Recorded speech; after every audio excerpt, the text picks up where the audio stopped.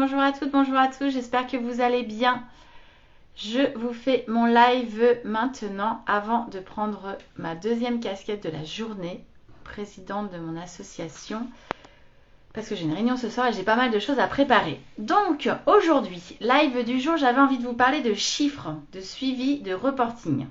C'est pas très glamour, mais c'est quand même le nerf de la guerre quand on est entrepreneur.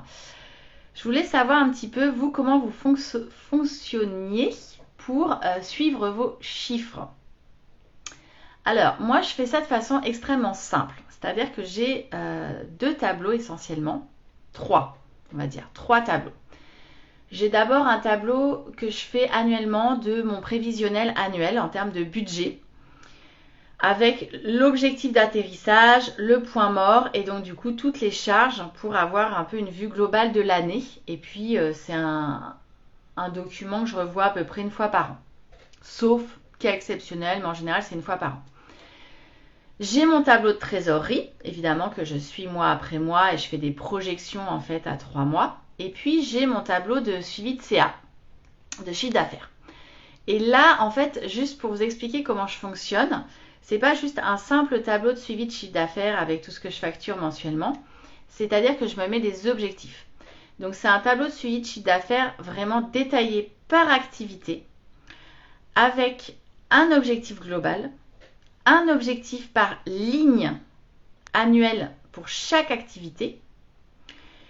Et alors ce que je fais, donc du coup ça me permet de voir un peu le delta au fur et à mesure des mois qui passent, et de pouvoir prendre les actions nécessaires pour ajuster, pour rééquilibrer. Et ce que je fais, c'est que mon objectif global annuel, je le divise, donc je suis en année calendaire maintenant, je le divise par 12. Et je mets en haut de mon tableau, pour chaque mois, je rappelle l'objectif mensuel de chiffre d'affaires. Et en dessous, je calcule si je suis en plus ou en moins par rapport à la progression du chiffre d'affaires. Ça me permet d'avoir une vision annuelle et d'avoir une photographie mensuelle et de pouvoir me challenger tous les mois par rapport à un chiffre d'affaires mensuel et finalement de peut-être pas regarder, parce que parfois ça nous paraît énorme le chiffre d'affaires qu'on veut atteindre, le fait de le décomposer par mois en fait, ça me permet de relativiser, de le diminuer et de me concentrer uniquement sur ce chiffre d'affaires mensuel et donc de relâcher quelque part un peu la pression. Et je sais que si je me concentre dessus et que j'atteins ce chiffre d'affaires mensuel, mois après mois, je vais arriver vers mon objectif annuel. Je vous le partage parce qu'en fait, je le fais que depuis 1 an. Les 5 premières années de mon entreprise, je ne le faisais pas.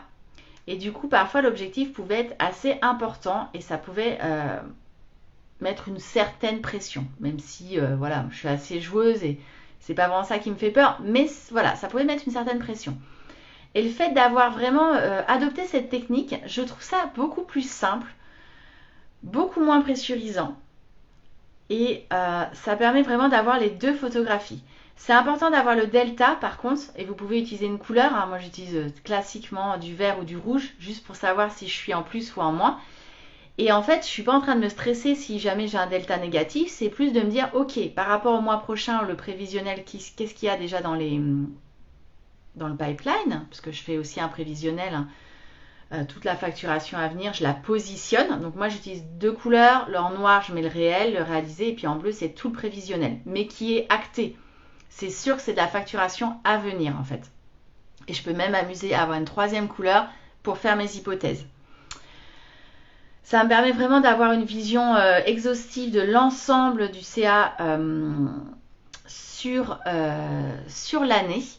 Le budget me sert à calculer évidemment mon résultat, mon profit, mon bénéfice, parce qu'on va essayer de plutôt être en bénéfice plutôt qu'en déficit. Et j'adore du coup ce tableau hyper simple et qui est très très très pratique et que je remplis en fait tous les mois. Et il est constamment ouvert ce tableau-là parce que j'adore me challenger et voir après dans mon logiciel de facturation un petit peu comment j'implémente ça dans le tableau et puis avancer comme ça. Voilà, j'avais envie de vous partager un petit peu cette façon de faire. Je ne sais pas vous comment vous fonctionnez. Est-ce que vous suivez au quotidien, de façon hebdo, de façon mensuelle, trimestrielle, peu importe vos tableaux de reporting financier. Est-ce que vous en avez déjà? Voilà, parce que je sais que tous les entrepreneurs, et j'en accompagne énormément, n'en ont pas.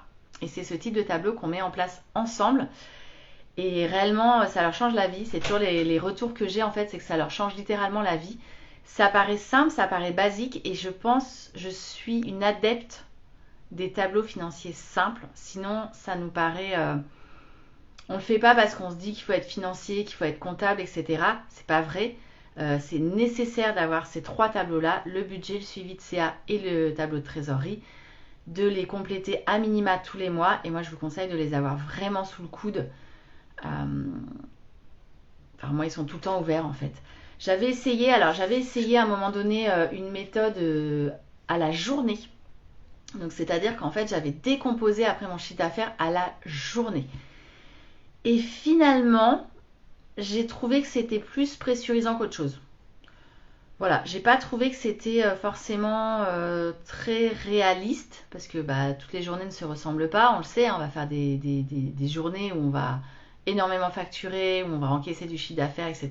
C'est génial. D'autres journées où on fait des devis et on ne fait que des devis. Et puis il y a encore des journées où on fait autre chose et on ne fait rien, et on est en production et on n'est pas en train de faire du devis ou de la facturation.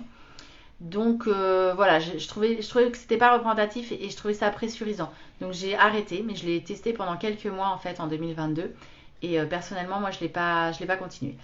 Mais pourquoi pas, ça peut être une méthode effectivement de rediviser ce chiffre d'affaires à la journée et de vous challenger du coup avec un chiffre d'affaires à la journée. En tout cas voilà, c'est vraiment un peu la méthode des petits pas, mais moi j'adore cette méthode-là, hein. Pas un pas après l'autre, mais en fait si vous suivez vraiment votre chemin et que votre objectif est clair, vous êtes focus sur le chemin, un pas après l'autre, vous allez arriver à votre objectif financier sans trop de mal. Je vous assure, ça fait 5 ans que je le fais. Là, je suis dans la 6e année et ça fonctionne très très bien. Voilà, j'avais envie de vous partager ça pour aujourd'hui. Je vous souhaite une belle fin de journée et puis on se parle demain dans le prochain live. Ciao!